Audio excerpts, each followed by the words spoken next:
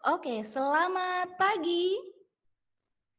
Selamat pagi Bapak dan Ibu serta rekan-rekan yang ada di webinar pada pagi hari ini. Selamat datang di webinar Design Thinking, Speed Up Organization Innovation Capability Through Design Thinking. Terima kasih telah bergabung dan berpartisipasi di webinar ini. Selama lebih kurang 45 menit hingga 1 jam ke depan, kita akan sama-sama belajar apa itu design thinking dan bagaimana proses kerja design thinking sebagai salah satu support atau inovasi dalam berorganisasi. Oke, sebelum kita mulai, bagi rekan-rekan yang mungkin baru pertama kali menggunakan webinar ini, mungkin ada beberapa dari rekan-rekan yang tampilan slide-nya masih seperti ini.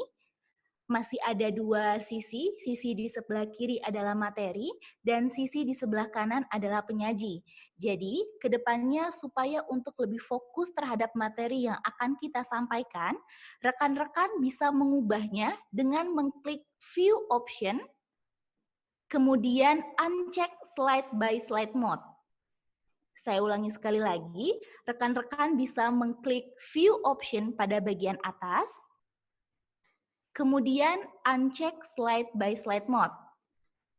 Sehingga nantinya tampilan rekan-rekan yang mengikuti webinar hari ini adalah seperti ini.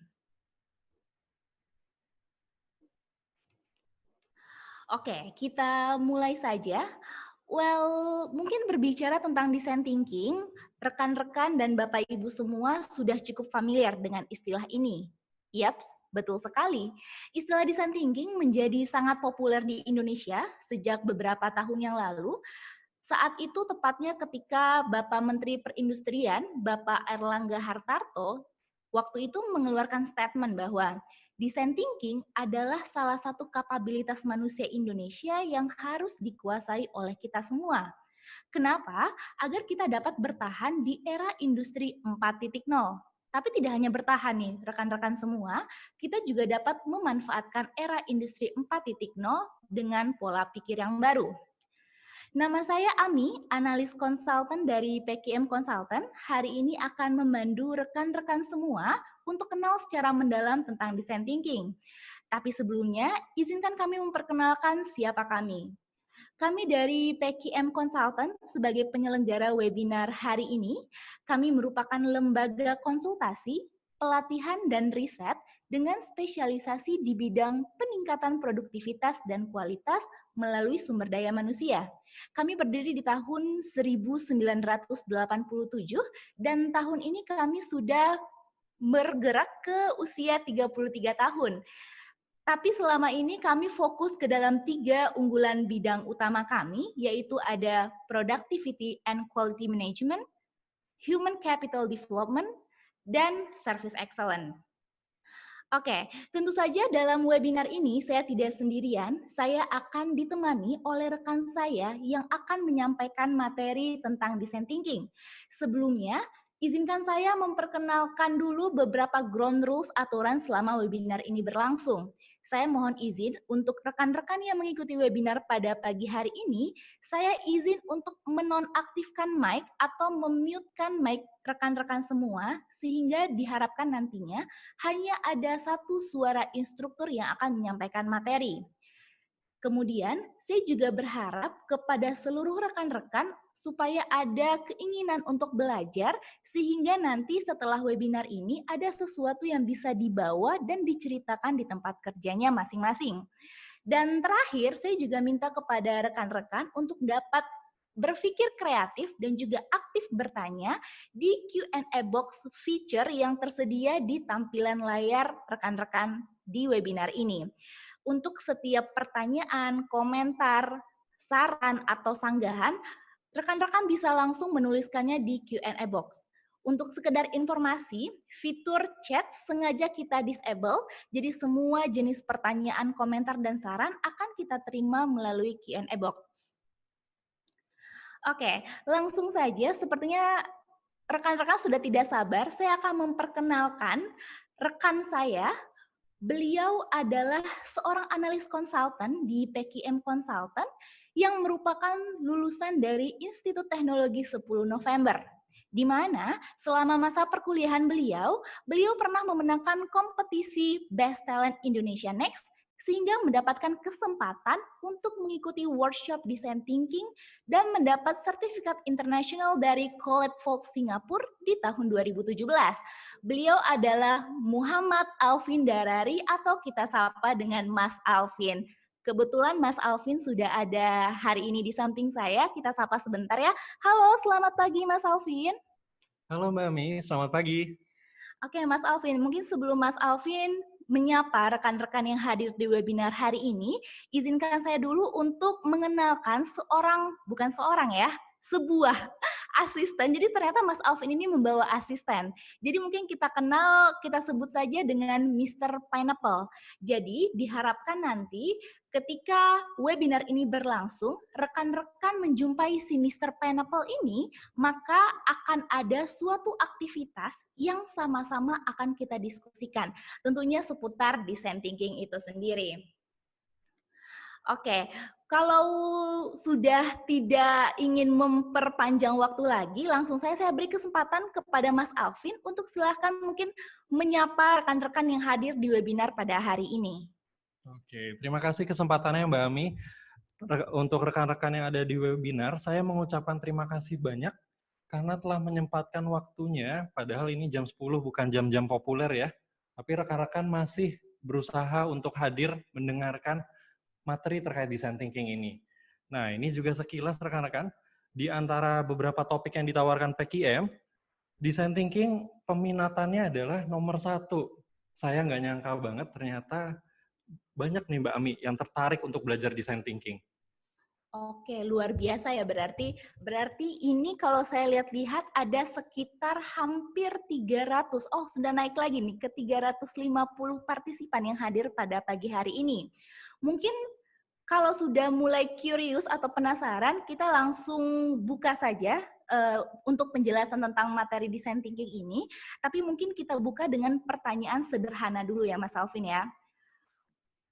Oke, mungkin kita awali dengan pertanyaan yang paling dasar, yaitu kenapa sih orang-orang harus ikut webinar ini, Mas Alvin? Dan kenapa kita sudah harus dituntut peka dan harus tahu tentang istilah design thinking ini? Oke, pertanyaannya menarik nih, Mbak Ami. Ini design thinking ini kita belajar karena sekarang kita hidup di era VUCA. VUCA itu adalah volatility, uncertainty, complexity, dan ambiguity. Nah, di era VUCA ini, teman-teman, kita menjadi kesulitan untuk memprediksi hasil dari keputusan yang telah kita buat. Hal ini terjadi karena kita sendiri sulit untuk memahami kondisinya. Nah, saya akan memberikan sedikit contoh nih, bagaimana sesuatu yang sulit diprediksi tersebut menjadi menakutkan. Kalau rekan-rekan mengingat, yang lagi ngehit sekarang nih misalnya terkait corona, dibandingkan dengan SARS dan MERS. Meskipun corona tingkat fatality atau kematiannya tidak setinggi penyakit lainnya, tapi dampak ekonominya tuh lebih merusak. Kenapa sih ini bisa terjadi? Karena kita sendiri sulit mengetahui sumber masalah dari coronanya itu di mana. Yaitu sumber masalahnya adalah cara kita untuk mendeteksi orang yang sakit corona maupun yang carrier. Dan kita juga sulit untuk mendeteksi orang-orang tersebut sudah melakukan pergerakan kemana aja. Beda dengan MERS dan SARS, yang sama-sama satu keluarga dengan corona, satu jenis penyakit, MERS dan SARS gejalanya lebih terlihat dibandingkan dengan corona. Nah, ini kenapa? Corona itu mirip dengan era VUCA, di mana disrupsi, inovasi, digital bisnis model, itu menjadi berkembang lebih cepat lagi. Nah, VUCA sendiri itu timbul karena disebabkan oleh revolusi industri 4.0 yang terjadi sekarang. Kita sudah bergeser dari industri 3.0 menjadi 4.0.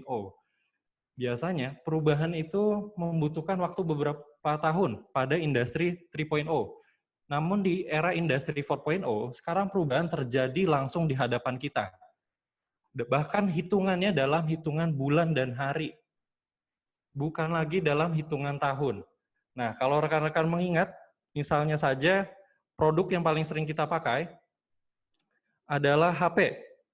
HP dulu itu berubah lebih baik setiap 3 sampai 5 tahun sekali, baru akan lompat 2 kali lipat lebih baik. Kalau sekarang rekan-rekan, HP lompat 2 kali lipat lebih baik hanya dalam waktu 6 bulan. Nah, PKM Consultant punya assessment tools dalam menghadapi era revolusi industri 4.0 dengan mengacu pada Singapore Smart Industry Readiness Index. Sehingga nantinya kita dapat mengetahui kesiapan organisasi kita sendiri ini udah ada di level berapa. Nah, kalau rekan-rekan tertarik, mungkin jika ada kesempatan lain, kita bisa bahas di lain waktu.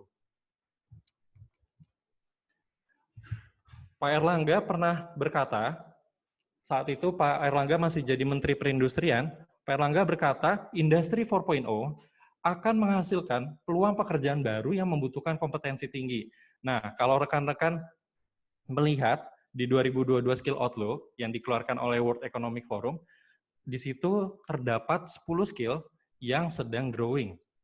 Nah, dengan hanya mempelajari design thinking, rekan-rekan, kita dapat mendapatkan 5 skill dari 2022 skill tersebut yang nantinya akan growing.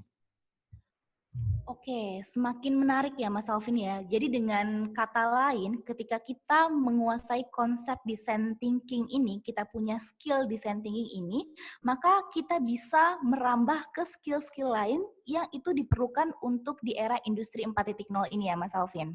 Iya, kurang lebih gitu. Oke, kemudian Mas Alvin, kalau seperti itu, seberapa penting sih design thinking dan kenapa ini menjadi suatu hal yang sangat penting untuk dipelajari? Nah, di design thinking ini jadi penting karena dengan menggunakan design thinking, kita dapat mengetahui hal-hal baru yang selama ini belum tergali dengan penyelesaian metode masalah yang lainnya. Yang kedua, design thinking dapat mengurangi resiko dari inovasi yang kita ciptakan.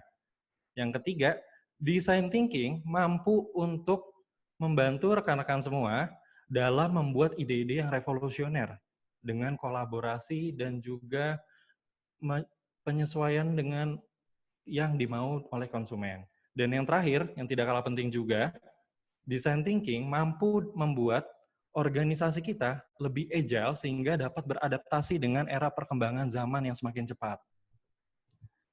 Oke, semakin mulai terbuka nih satu persatu lembaran-lembarannya. Pertanyaan saya selanjutnya begini Mas Alvin. Boleh nggak sih kita diberikan gambaran atau mungkin key point, kata kunci tentang design thinking itu seperti apa? Oke, nah rekan-rekan, kalau misalnya melihat di internet, mungkin rekan-rekan akan menemukannya design thinking itu ada 5 tahap. Tahap pertama adalah empati, kedua divide, ketiga ideation, keempat prototype, dan kelima test. Namun dari hal-hal tersebut, sebenarnya design thinking itu hanya memiliki 3 pilar. Pilar yang pertama adalah empati. Bagaimana caranya kita merasakan apa yang orang lain rasakan. Pilar kedua adalah ideation. Ideation ini bagaimana caranya kita dalam melakukan brainstorming yang konstruktif sehingga kita dapat mendapatkan feedback secara lebih cepat. Dan yang terakhir adalah experimentation. Karena dengan melakukan eksperimen dan juga membuat prototype, kita dapat menghilangkan gap antara kreator dan juga usernya. Sehingga nanti dari situ kita dapat mengurangi waktu proyek kita maupun biaya-biaya lain yang tidak diperlukan. Oke, berarti yang saya tangkap Mas Alvin, jadi ketiga poin ini merupakan 3 critical point dalam design thinking. Dan mungkin boleh dijelaskan Mas Alvin, kalau misalnya kita menerapkan design thinking, sebenarnya bagaimana sih implementasinya? Atau mungkin diawali dengan faktor-faktor apa sih sehingga si design thinking itu dapat diterapkan secara real di lapangan, di kondisi lapangannya? Nah, kalau rekan-rekan mau mengimplementasikan design thinking ini di organisasi masing-masing hingga berhasil, hal pertama yang harus dilakukan adalah capture the mindset dari kebutuhan orang-orang yang akan menjadi konsumen kita, baik konsumen internal maupun konsumen eksternal. Yang kedua adalah bagaimana cara kita menggambarkan opportunity tersebut ke dalam suatu kriteria yang terstruktur dan juga terukur. Karena kalau nantinya tidak terukur, kita akan sulit untuk mengetahui apakah solusi yang kita buat dapat dibilang sukses maupun tidak. Dan yang terakhir adalah bagaimana cara kita membuat suatu solusi baru dengan lebih cepat, lebih baik, dan juga lebih murah. Lalu nantinya dari situ kita akan membuat versi 1, lalu disempurnakan lagi versi 2, dan seterusnya. Wow, that's good point sebenarnya Mas Alvin. Mas Alvin, ini hanya pendapat pribadi saya. Apakah sebenarnya design thinking itu hanya bisa diterapkan di industri-industri kreatif? Atau sebenarnya design thinking ini itu bisa diterapkan di semua jenis industri nggak sih? Oke, nah jadi design thinking ini dapat diterapkan dimanapun. Bisa di startup, bisa di finance, bisa di product design, bisa di service design, bisa di human capital, customer service, process improvement, medical, construction, manufacturing, government and public service, dan lain-lain. Selama ada next process dan customer, baik internal maupun eksternal, maka design thinking dapat diterapkan, Mbak Ami. Oke, sekarang kita sudah mulai ke deep understanding about design thinking. Tadi juga Mas Alvin udah mulai kode-kode saya akan menjelaskan lebih komprehensif tentang design thinking ini. Silakan Mas Alvin, saya berikan waktu dan kesempatannya. Oke, terima kasih Mbak Ami kesempatannya. Jadi kenapa sih kita harus mengetahui lebih dalam dan mempelajari design thinking ini? Karena rekan-rekan, berdasarkan dari Journal of Product Innovation and Management, dikatakan di situ 80-90% produk yang baru diluncurkan ke pasar itu gagal, tidak dapat bertahan di pasar hingga terus-menerus. Nah, saya punya contoh rekan-rekan. Contohnya seperti yang ada di layar, dua benda ini pasti tidak asing dengan rekan-rekan semua. Rekan-rekan yang pada tahun 2013, kalau diingat, produk-produk ini pernah hampir merevolusi kehidupan kita. Yang kiri adalah Google Glass, yang kanan adalah Segway. Nah, tapi rekan-rekan, Google Glass itu bahkan sebelum diluncurkan ke pasar, sudah gagal karena orang-orang menganggap Google Glass membahayakan karena tidak dapat membedakan batasan antar ruang pribadi dan ruang publik. Jadi sebelum diluncurin aja udah jadi kontroversi dan banyak negara yang melarang Google Glass beredar. Sedangkan Segway sendiri, mungkin dari beberapa rekan-rekan di webinar ini, ada yang udah sempat nih rasain Segway. Mungkin pernah nyoba Segway di bandara, mungkin pernah nyoba Segway di mall, tapi saya berharap semoga tidak terjadi seperti video berikut nih rekan-rekan. By 2007, Segway's personal transporters had only met a mere 1% of their original projected sales. Along with a hefty $5,000 price tag, sales of the Segway PT were hurt by yet another problem. People looked at the Segway and it's like, oh, you're a geek. Simply put, the Segway PT just wasn't cool.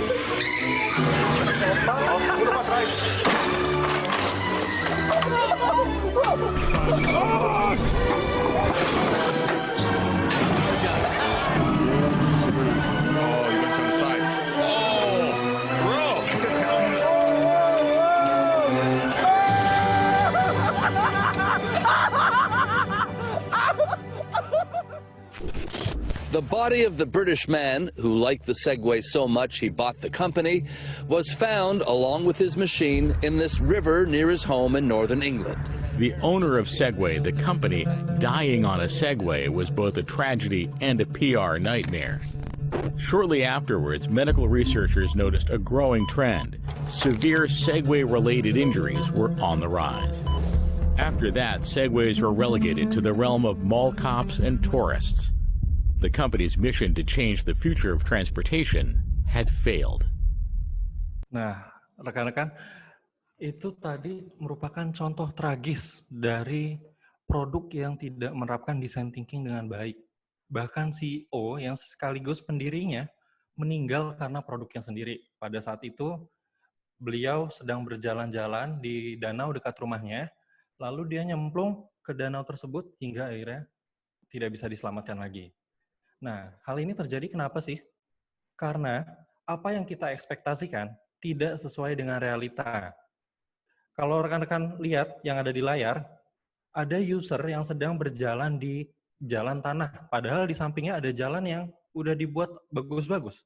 Kenapa hal itu bisa terjadi? Karena bagi user, jalan di jalan tanah tersebut lebih memudahkan dia daripada melewati jalan setapak yang memutar. Nah, biasanya rekan-rekan, siklus inovasi umumnya adalah seperti grafik yang ada di gambar nih. Pada awalnya kita ngerasa pede banget, atau yang biasa kita namakan hope. Kita berharap produk kita dapat merevolusi konsumen. Kita berharap produk kita dapat diterima dengan baik. Kita berharap produk kita pasti laku keras. Namun seiring berjalannya waktu, kita akan mendapatkan feedback dari situ, atau yang biasa disebut dengan insight. Nah, dari situ rekan-rekan, justru dari feedback tersebut kita akan bertumbuh. Dan dengan menggunakan teknik design thinking, kita dapat mempercepat dan membuat feedback tersebut menjadi sistematis dan terstruktur. Sehingga nantinya kita dapat secara confidence menawarkan kepada konsumen kita produk kita yang benar-benar sesuai dengan apa yang diekspektasikan oleh konsumen. Nah, untuk lebih jelasnya lagi rekan-rekan, saya akan membuat kesimpulan, biasanya produk-produk tersebut gagal karena kita membuat solusinya duluan. Itulah yang kita sebut dengan designer centric. Nah, dengan menggunakan design thinking, kita akan merubah paradigma kita yang tadinya kita membuat orang untuk membeli apa yang kita buat, menjadi membuat produk yang orang-orang sukai dan inginkan. Selain itu, kita juga menjualnya dengan cara yang dapat mereka terima. Nah, framework-nya rekan-rekan, nanti akan seperti ini biasanya. Kalau designer centric, mereka akan membuat solusinya dulu, lalu mencocokkannya dengan masalah yang ada, baru mereka mencari segmen konsumen yang tepat untuk produk yang telah mereka buat. Produk atau solusi yang telah mereka buat. Nah, ini merupakan cara yang salah menurut perspektif design thinking. Yang seharusnya kita lakukan adalah kita menggali dulu kebutuhan konsumennya berdasarkan apa yang mereka khawatirkan, berdasarkan juga apa yang mereka inginkan, lalu kita simpulkan masalah terbesar dari konsumen tersebut itu apa. Kemudian baru kita membuat solusi yang tepat dari masalah konsumen yang ingin kita selesaikan tersebut. Inilah yang kita sebut dengan user-centric. Nah, design thinking misi dari design thinking adalah merubah sesuatu yang ordinary atau biasa aja menjadi remarkable atau bernilai tinggi. Mengubah dari yang transaksional menjadi relasional. Merubah dari yang designer-centric menjadi user-centric. Sebagai kesimpulan, design thinking adalah pendekatan inovatif dalam pemecahan masalah yang berpusat pada pengguna. Nah, design thinking juga dapat membantu kreativitas dan inovasi yang tadinya kita pikir bersifat abstrak menjadi lebih sistematis. Yang pertama adalah bagaimana design thinking dapat membantu provide immersion atau membantu meningkatkan pengalaman pengguna. Yang kedua, design thinking dapat membantu make sense of data dengan menggali data-data yang belum kita sadari dan diorganisir dengan sistematis. Yang ketiga, design thinking dapat membuat alignment dari insight hingga nanti diterjemahkan ke dalam desain kriteria yang spesifik dan terukur. Yang keempat, encourage the emergence atau design thinking dapat membantu merangsang ide-ide gila, namun tetap fokus dengan goal tujuan dari masalah konsumen yang ingin kita selesaikan. Selain itu, yang kelima, design thinking dapat membantu delivers learning in action atau meminimalisir kesenjangan ekspektasi antara kreator dengan usernya. Yang keenam, design thinking mampu menawarkan pengalaman suatu produk sebelum benar-benar diluncurkan. Dengan menggunakan beberapa contoh prototipe, hal ini dapat menekan cost project. Dan yang terakhir, rekan-rekan, yang ketujuh, design thinking memperjelas kriteria sukses dari suatu kondisi ataupun solusi yang kita buat. Atau yang ini juga disebut dengan Foster Articulation. Oke. Nah, saya akan memberikan kesempatan untuk rekan-rekan, jika ingin ada yang ditanyakan, dengan cara klik tombol Q&A yang ada di bawah layar, lalu ketikkan kurung kerawa, spasi pertanyaan yang ingin dibahas. Nah, nanti saya akan meminta Mbak Ami untuk membantu saya dalam memilihkan beberapa pertanyaan yang untuk akan kita jawab. Oke, baiklah. Jadi untuk Bapak dan Ibu, silakan menuliskan sesuai dengan format yang ditampilkan oleh Mas Alvin di layar. Nanti akan saya tampung dulu, nanti di akhir sesi baru kita akan diskusikan. Oke, kita beri kesempatan untuk ke dalam 1 menit ke depan untuk mengisi Q&A box-nya. Mungkin Mas Alvin sambil menunggu, boleh sebenarnya bentuk pertanyaannya boleh seperti apa? Atau ada beberapa contoh pertanyaan mungkin? Oke. Nah, jadi coba saya contohkan ya sambil rekan-rekan mengisi. Rekan-rekan bisa menanya, misalnya aja, bagaimana sih mengimplementasikan design thinking di perbankan. Nah, rekan-rekan boleh nanya sampai spesifik ke bidang industri rekan-rekan semua. Masih ada 5 detik lagi yang ingin ditanyakan. Oke, sambil menunggu, sudah mulai masuk beberapa pertanyaan. Wah, terima kasih banyak rekan-rekan semua. Kelihatannya berpartisipasi aktif nih Mas Alvin dalam memberikan pertanyaannya. Luar biasa, ini saya kayaknya harus membutuhkan waktu dulu untuk men-scroll beberapa pertanyaan yang menarik yang mungkin kita akan bahas di akhir sesi ya, Mas. Oh iya. Nanti setelah ini saya akan menjelaskan lagi. Ada materi lagi, Mbak Ami. Nah, ini sementara pertanyaannya akan kita tampung dulu untuk kita bahas di akhir sesi ya. Nah, rekan-rekan, supaya rekan-rekan dapat mengimplementasikan design thinking dengan mudah, saya punya studi kasus untuk kita bahas di webinar pagi ini. Nah, sosok yang pertama adalah, mungkin rekan-rekan belum banyak yang familiar dengan mukanya, tapi mungkin familiar dengan produknya. 40 tahun yang lalu, orang-orang menertawakan dia karena dia mempunyai ide untuk menjual teh di dalam botol. Orang ini adalah Sosrojoyo atau pendirinya teh botol Sosro. Oh, tapi gambar Mr. Pineapple-nya belum muncul nih. Kayaknya bukan ini study case-nya. Oke, kita coba next lagi. Sosok yang kedua, ini kayaknya sosok yang rekan-rekan semua udah populer dengan mukanya. 35 tahun yang lalu, dia dipecat dari perusahaannya sendiri, lalu 10 tahun kemudian, dia kembali sebagai CEO untuk merevitalisasi Apple dari kebangkrutan. Nah, pasti rekan-rekan udah tahu semua ya, orangnya siapa? Orangnya adalah Steve Jobs, sosok ini. Tapi masih belum muncul juga nih Mbak Ami, ternyata Mr. Pineapple-nya. Oke, kita lanjut lagi. Ternyata ada sosok ketiga. 35 tahun yang lalu, orang-orang menertawakan dia karena dia resign dari Pertamina untuk menjual ide gilanya, yaitu menjual air mineral di dalam botol. Nah, mungkin rekan-rekan ada yang sudah tahu beberapa siapa sosok ini.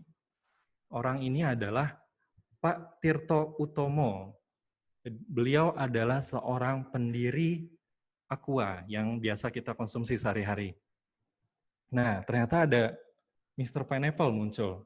Artinya kasusnya Pak Tirto ini akan menjadi studi case kita pada pagi hari ini.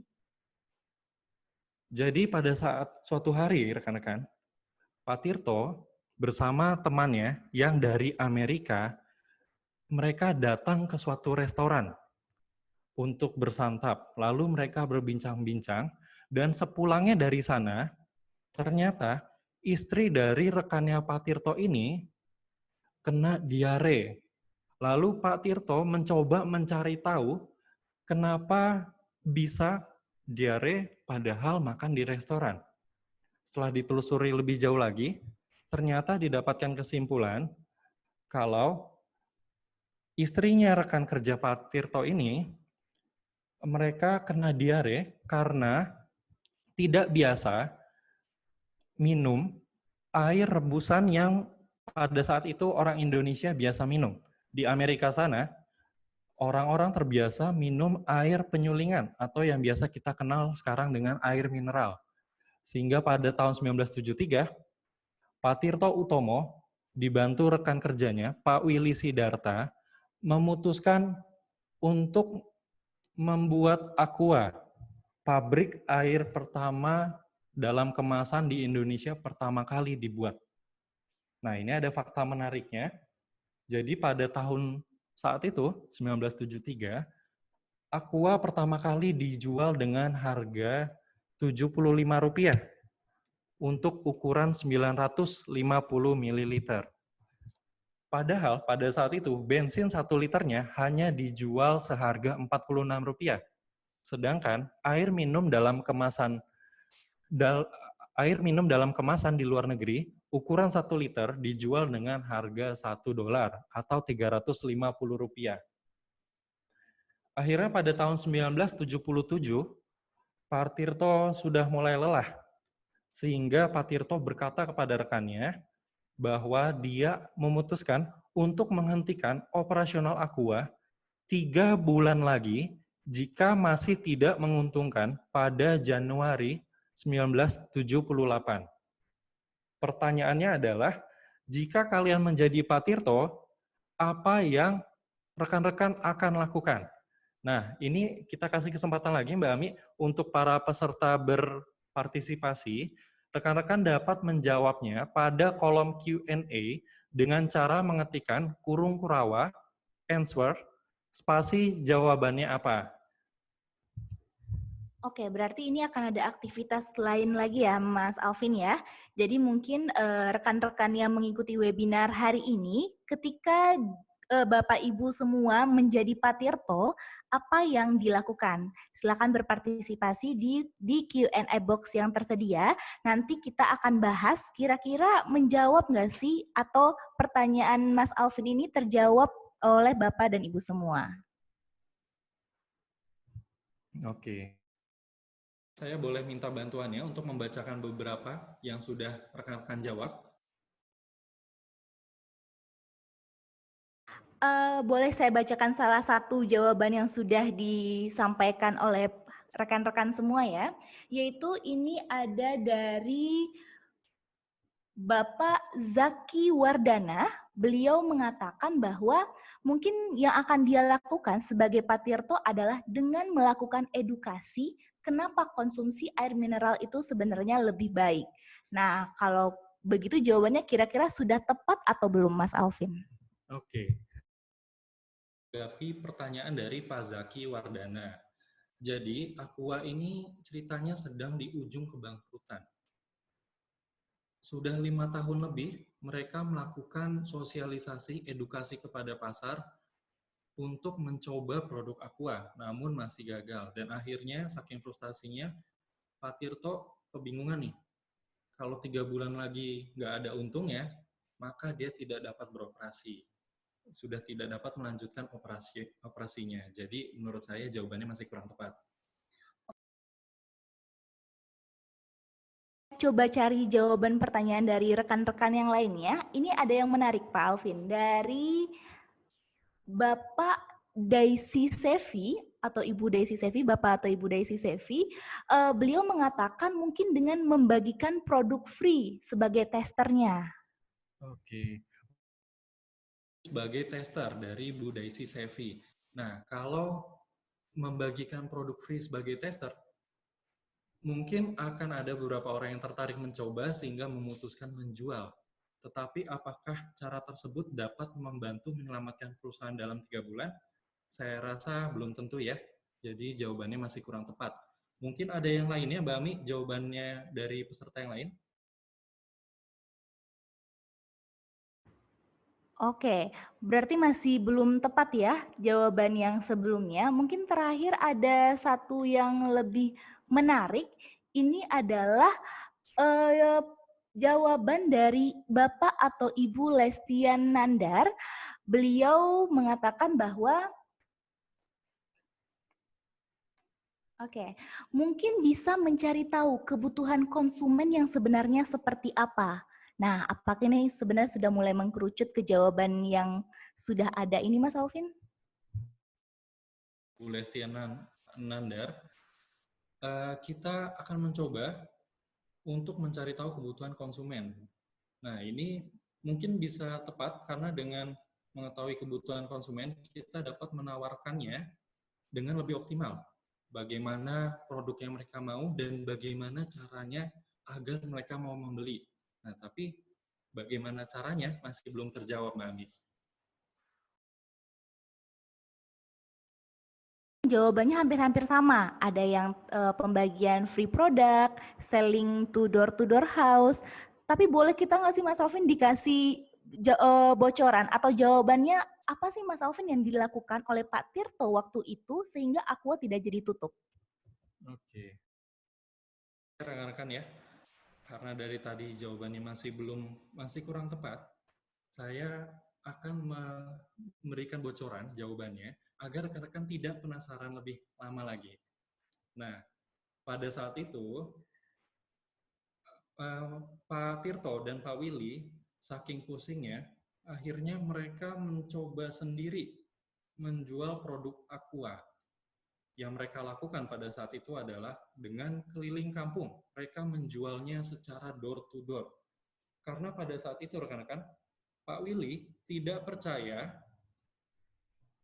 dengan omongan orang salesnya Aqua yang mengatakan kalau nggak ada orang yang mau beli produk Aqua. Hingga akhirnya Pak Willy berjualan sendiri dan membuktikan memang tidak ada orang yang mau membeli Aqua pada saat itu. Lalu Pak Willy akhirnya tidak putus asa, dia mencoba cara lainnya, yaitu dengan memberikan sampel gratis. Nah, feedback yang didapat oleh Pak Willy ini, bahkan dengan memberikan sampel gratis, itu pun orang masih tidak banyak yang mau mencobanya. Hanya untuk mencoba aja nggak mau, apalagi untuk membeli. Karena bagi mereka pada saat itu, air penyulingan rasanya kurang baik. Dan juga bagi mereka itu masih produk asing. Sehingga akhirnya Pak Willy dan Pak Tirto berdiskusi lagi untuk menggali kebutuhan dari konsumen, kira-kira kenapa konsumennya masih nggak mau untuk membeli produk Aqua, bahkan mencobanya aja nggak mau. Akhirnya saat itu Pak Willy mengeluarkan statement ini, rekan-rekan. Pada saat itu Pak Willy menjabat sebagai kepala produksi yang pada tahun setelahnya dia menjadi direktur utama dari Aqua. Pada saat itu Pak Willy berkata, barang kalau dijual terlalu murah, kan kita malah curiga. Sehingga rekan-rekan, akhirnya dari statement ini, dari empati yang dilakukan oleh Pak Willy, maka pada saat itu Pak Tirto kepikiran untuk mencoba menaikkan harga Aqua. Pada saat itu, harganya dinaikkan hampir 3 kali lipat, dari Rp75 menjadi Rp175. Waktu itu Pak Tirto menanyakan lagi kepada salesnya, kira-kira kalau kita naikkan harga 3 kali lipat, akan seperti apa? Pada saat itu orang-orang menjawab, penjualan kita akan drop sekitar 50%. Ada lagi yang mengatakan penjualan kita akan drop sebesar 30%. Nah, akhirnya tidak hanya berhenti sampai solusi ini aja, rekan-rekan. Ada solusi kedua yang dikeluarkan. Pada saat itu, Pak Tirto dan Pak Willy memutuskan untuk melakukan pivot atau berfokus kepada pelanggan segmen tertentu. Segmennya adalah orang Jepang yang pada saat itu banyak ekspatriat yang datang ke Indonesia. Orang-orang tersebut menjadi target potensial dari hasilnya adalah sales dari Aqua dapat naik 3 kali lipat hanya dalam 2 bulan aja, Mbak Ami. Sehingga Aqua tidak jadi bangkrut dan akhirnya dapat kita nikmati sampai sekarang produknya. Wah, berarti ini berbeda ya dengan saya, ya dengan apa yang saya pikirkan, karena tadi mungkin jawaban saya hampir sama nih dengan rekan-rekan semua. Saya mungkin jawabannya juga akan memberikan produk gratis atau menurunkan harga. Ternyata Pak Tirto malah menaikkan harganya itu sendiri. Nah, mungkin dari perjalanan Pak Tirto ini, apakah yang dilakukan Pak Tirto ini sudah termasuk design thinking, Mas Alvin? Nah, jadi dari yang Pak Tirto lakukan, ada beberapa hal yang secara tidak langsung Pak Tirto sudah menerapkan design thinking tanpa belajar design thinking. Nah, yang pertama kali Pak Tirto lakukan, design thinking pertama yang Pak Tirto lakukan adalah saat berempati kepada pada istri rekan kerjanya yang dari Amerika tersebut. Beliau mencari tahu kenapa orang ini bisa sampai diare. Dan design thinking yang kedua adalah pada saat Pak Tirto dan Pak Willy melakukan design thinking lagi kepada segmen konsumennya. Pada saat itu Aqua dijual kemanapun. Segmen marketnya adalah semua orang. Ternyata hal ini kurang tepat rekan-rekan. Karena pada saat itu orang Indonesia belum terbiasa minum air penyulingan. Sehingga hal ini menjadi aneh bagi mereka. Produknya sudah siap, tapi pasarnya yang belum siap. Nah, akhirnya pada saat itu, design thinking yang mereka lakukan adalah dengan menaikkan harga dan berfokus pada ekspatriat terlebih dahulu. Hingga akhirnya, pada tahun-tahun berikutnya, kualitas air perkotaan di Indonesia itu memburuk dan akhirnya orang-orang lokal terpaksa untuk mencoba air penyulingan sebagai salah satu solusi untuk mendapatkan air minum yang bersih dan layak minum. Nah, rekan-rekan jika masih penasaran dengan ceritanya dari Pak Tirto ini, rekan-rekan dapat melihatnya di detik.com. Nah, ini linknya ada di layar rekan-rekan. Rekan-rekan bisa membukanya di intip.in, Aqua pernah nyaris mati. Nah, ini sebagai penutup, ini ada quote juga yang bagus dari Pak Tirto. Bahkan quote-nya sendiri ini mengandung design thinking. Pak Tirto pernah mengatakan, jangan takut sama kompetitor, rangkulah mereka. Karena dengan kompetitor, saya yakin industri semakin maju. Nah, pernyataan ini rekan-rekan, ini merupakan juga bagian dari design thinking. Yang biasanya kita takut dengan kompetitor, tapi justru ini kita mendorong kompetitor kita untuk ikut bersaing dengan kita. Supaya edukasi pasarnya dapat dilakukan secara lebih luas dan secara lebih masif. Sehingga pada akhirnya kue ceruk pasarnya tersebut menjadi lebih besar dari sebelumnya.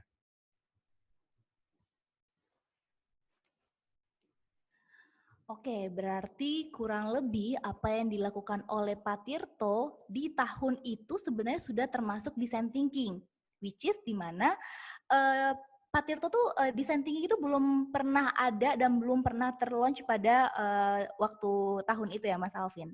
Nah, mungkin Mas Alvin tadi juga kita sempat flashback dulu ke belakang. Kalau rekan-rekan masih ingat, Mas Alvin membuka Q&A tentang masalah apa yang akan dibahas. Ini saya sambil mencari-cari pertanyaan yang menarik, tapi mohon maaf dulu kepada rekan-rekan yang sekiranya pertanyaannya tidak terbacakan oleh saya.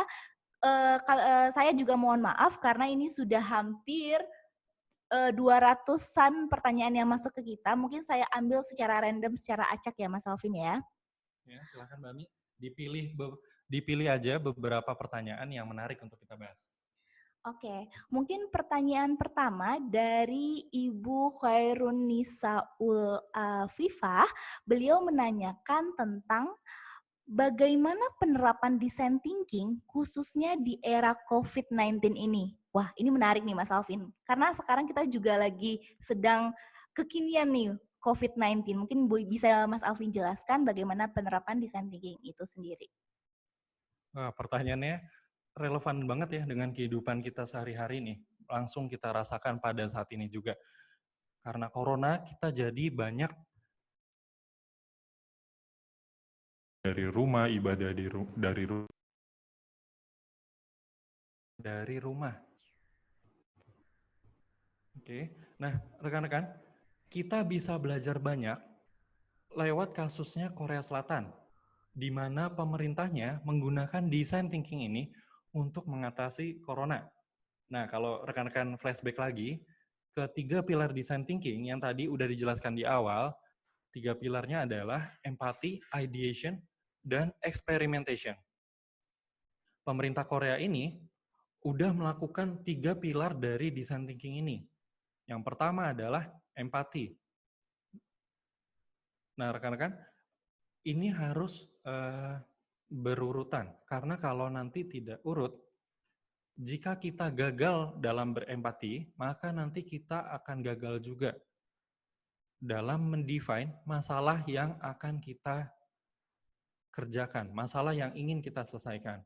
Sehingga nanti solusi yang kita buat akan kurang tepat, tidak sesuai dengan kebutuhan konsumennya. Nah, yang pertama yang dilakukan pemerintah Korea Selatan adalah dengan berempati kepada warga dan petugas medis yang takut tertular saat mereka sedang beraktivitas tanpa menyadari kalau mereka telah tertular.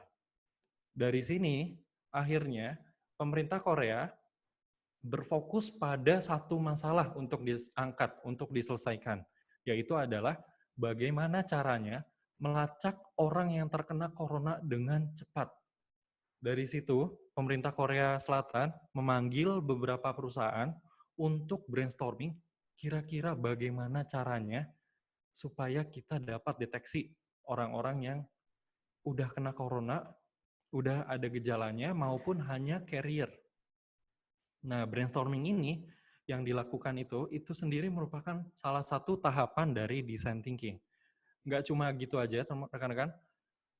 Bahkan pemerintah Korea juga menerapkan design thinking pada delivery dari pengetesan massalnya itu. Yang kita sama-sama tahu, pengetesannya itu menggunakan rapid test. Nah, ini anti mainstream banget, karena biasanya kan di negara-negara lain yang dilakukan adalah dengan menerapkan lockdown. Orang-orang yang sehat yang dikarantina. Tapi ini tidak. Pemerintah Korea Selatan berfokus pada semua orang, baik yang sudah ditarget, yang lebih memiliki resiko tinggi, untuk mereka tes menggunakan alat rapid test tersebut. Dan juga delivery-nya dipikirkan. Kalau misalnya orang-orang tersebut dari sekian ratus ribu orang disuruh datang ke layanan kesehatan, maka pasti akan ada penumpukan massal di layanan kesehatan tersebut.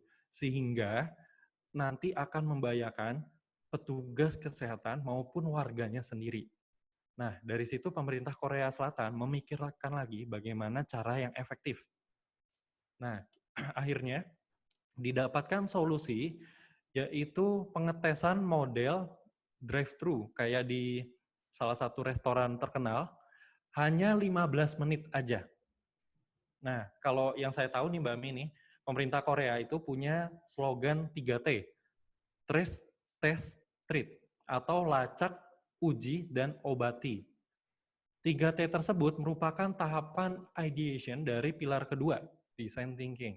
Dan pilar terakhir, eksperimen, pastinya pemerintah Korea udah melakukan beberapa eksperimen secara cepat karena hitungannya hanya hari untuk membuat alat rapid test dan juga menemukan solusi drive-thru tersebut yang efektif untuk mendeteksi carrier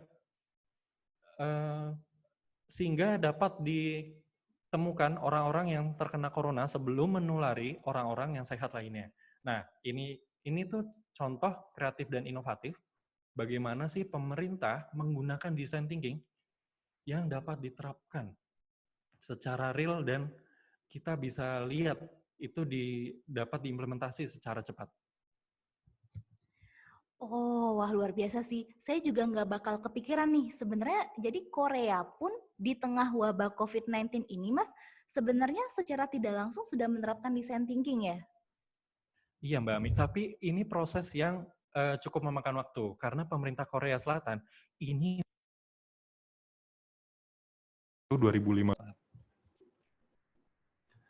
pada tahun 2015 Korea pernah mengalami MERS sehingga mereka akhirnya berinovasi bagaimana caranya dalam melakukan persiapan saat menghadapi wabah selanjutnya. Makanya akhirnya Korea lebih siap saat datang penyakit corona ini dibandingkan negara lain. Wow, luar biasa Mas Alvin jawabannya. Semoga jawaban tadi menjawab pertanyaannya ya Bu Khairunisa Ul Afifah. Mungkin kita akan langsung beranjak ke pertanyaan berikutnya. Saya cari dulu beberapa pertanyaan. Ini ada sepertinya menarik dari Ibu Sarita Kristiani. Nah, Mas Alvin, Ibu Sarita menanyakan bagaimana cara mengevaluasi hasil design thinking. Apakah design thinking yang sudah dilakukan sudah berjalan efektif atau belum? Silahkan Mas Alvin jawab.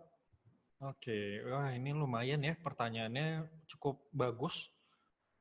Nah, Bu Sarita ini tadi menanyakan bagaimana sih hasil design thinking, apakah sudah efektif atau belum. Nah, tadi dijelasin nih di design thinking itu harus memiliki kriteria kesuksesan yang jelas. Jadi, sebelum kita masuk ke tahap ideation, kita harus clear dulu terkait masalah apa yang ingin kita selesaikan. Nah, dari define masalah tersebut, akhirnya kita bisa ngebuat kriteria yang dibutuhin bagaimana sih suatu masalah dapat dikatakan berhasil atau tidak. Ini mirip saat kita ngebuat KPI, Mbak Ami, atau Key Performance Indicator. Nah, dari indikator-indikator tersebut, akhirnya kita baru bisa lanjut ke tahap ideation. Jadi, selain kita diskusi, melakukan brainstorming, mencari solusinya, kita juga akan membuat visualisasi dari solusi yang ingin kita wujudkan ke dalam suatu prototipe untuk bereksperimen dalam menghasilkan alternatif solusi yang nantinya akan kita pilih. Alternatif solusi mana yang merupakan solusi yang terbaik di antara beberapa pilihan tersebut. Siap, terima kasih Mas Alvin jawabannya. Semoga pertanyaannya tadi dari Bu Sarita menjawab ya Bu ya. Ini kita buka satu pertanyaan lagi atau mungkin mengingat waktu kita closing atau bagaimana Mas Alvin? Kayaknya masih ada waktu ya Mbak Ami buat 1 atau 2 pertanyaan nih. Oke, ini sambil saya scrolling beberapa pertanyaan. Ini ada dari Bapak atau Ibu Benedikta Anna Haulian Siboro. Nah, beliau bertanya begini Mas Alvin. Bagaimana cara kita menginterpretasikan kebutuhan konsumen sehingga kita dapat mendesain dengan benar? Nah, ini tampaknya lebih ke teknis ya pertanyaannya. Monggo Mas Alvin, silahkan dijawab. Oke, ini lumayan kritis nih pertanyaannya. Tadi pertanyaan pertama bagus, pertanyaan 2 kritis. Ini bagus-bagus nih pertanyaannya. Nah, tadi itu pertanyaannya adalah bagaimana kita dapat menginterpretasikan kebutuhan konsumen. Nah, rekan-rekan, pada tahap ini merupakan tahap yang paling krusial. Ini dari 3 pilar design thinking, ini merupakan pilar pertama, yaitu empati. Karena kalau kita gagal mengidentifikasi kebutuhan konsumen kita, maka solusi yang kita hasilkan pastinya akan kurang dapat menjawab dengan tepat dari kebutuhan atau masalah konsumen yang kita target tersebut. Nah, bagaimana caranya agar kita dapat menggali kebutuhan konsumen dengan lebih tepat, lebih cepat, dan lebih efektif? Nah, ini ada beberapa cara nih. Kalau di design thinking sendiri, ada tools yang namanya empathy map. Dari tools empathy map tersebut, kita akan menggali kebutuhan konsumen kita berdasarkan apa yang apa yang mereka katakan, dengar, lihat, pikirkan, dan rasakan. Nah, dari 4 hal tersebut, akhirnya kita dapat mengambil kesimpulan, apa sih yang benar-benar menjadi keinginan dan kekhawatiran dari konsumen tersebut terhadap suatu masalah atau suatu tantangan yang dia hadapi. Nah, selain gunain empathy map tadi, rekan-rekan juga bisa ngegunain misalnya tools-tools lain yang udah biasa kita kenal. Misalnya aja bisa pakai survei ke konsumennya. Atau juga bisa pakai FGD, Focus Group Discussion. Kita akan memilih beberapa narasumber dari konsumen kita yang merepresentasikan narasumber yang mewakilkan akan masalah yang ingin kita selesaikan tersebut. Nah, kita juga bisa menggunakan teknik lain, contohnya pakai sampling. Baik random sampling maupun selected sampling, kurang lebih gitu Mbak Ami.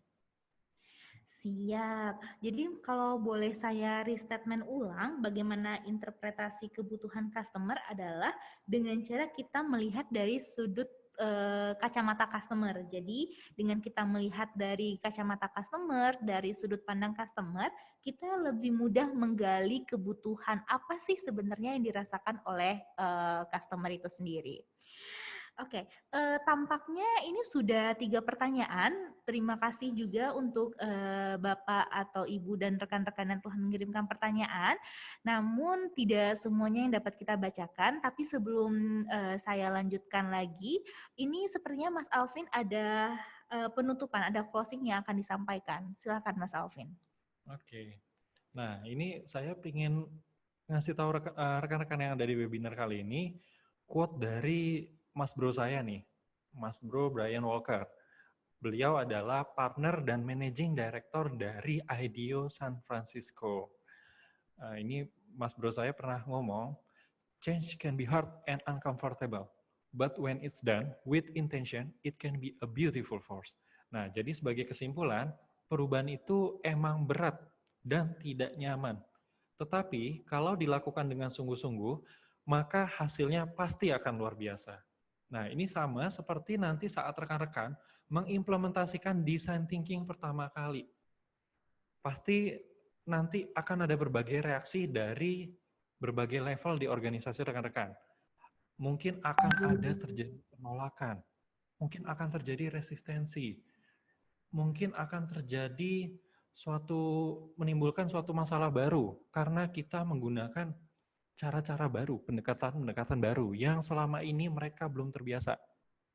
Nah, ini bagaimana nanti kita perlu memanage-nya lagi agar organisasi kita dapat berkembang dan belajar lebih cepat lagi, lebih baik lagi dengan menggunakan pendekatan-pendekatan baru yang selama ini memang tidak nyaman. Kita lebih nyaman dengan menggunakan pendekatan-pendekatan cara lama gitu, Mbak Ami. Wow, what an epic closing statement ya Mas Alvin dari Mas Brian Walker. Nah, untuk rekan-rekan yang pertanyaannya belum bisa kita bacakan di sesi ini, kami mohon maaf, tapi tenang saja rekan-rekan bisa langsung menanyakan pertanyaan tersebut ke emailnya Mas Alvin di ma@tkim.co.id. Untuk pembahasan design thinking lebih lanjut, karena yang dijelaskan Mas Alvin di sesi webinar ini masih bersifat general, rekan-rekan tidak perlu khawatir jika rekan-rekan tertarik untuk belajar design thinking lebih lanjut. Tenang saja bahwa kami, PKM Consultant, mengadakan public training design thinking di mana program ini akan berlangsung selama 2 hari. Di hari pertama, rekan-rekan akan belajar tentang bagaimana mengimplementasikan empati terhadap customer, dan di hari kedua akan disambung dengan bagaimana menciptakan inovasi idea-idea yang nantinya bisa diterapkan di tempat kerja rekan-rekan semua. Bukan hanya itu, sebelum rekan-rekan mengikuti public training dari PKM Consultant, kami dari PKM Consultant akan melakukan assessment terlebih dahulu. Assessment dalam bentuk apa? Kita akan melihat bahwa apakah perusahaan dan tempat kerja rekan-rekan saat ini sudah siap dalam menghadapi industri 4.0. Dengan cara kita akan memberikan e-certificate untuk melihat seberapa besar perusahaan rekan-rekan sudah siap dalam menghadapi industri 4.0 dengan ke-6 poin yang terdapat di layar teman-teman semua. Oke, last but not least, yang ingin saya highlight di sini adalah walaupun mungkin design thinking ada kata-kata thinkingnya dan orang beranggapan itu lebih banyak diskusinya, tapi percayalah, design thinking walaupun ada thinkingnya, tapi ternyata lebih banyak actionnya. Dan banyaknya action ini yang akan kita sama-sama pelajari di Design Thinking Workshop yang PKM adakan melalui Public Training Design Thinking. Untuk rekan-rekan yang berminat tentang Public Training Design Thinking, rekan-rekan bisa langsung menghubungi kami di pkm.co.id atau di nomor telepon yang tersedia di tampilan layar rekan-rekan semua. Saya akan memberikan waktu mungkin sekitar beberapa detik untuk rekan-rekan memfoto atau mengcapture layar yang ada di hadapan rekan-rekan semua.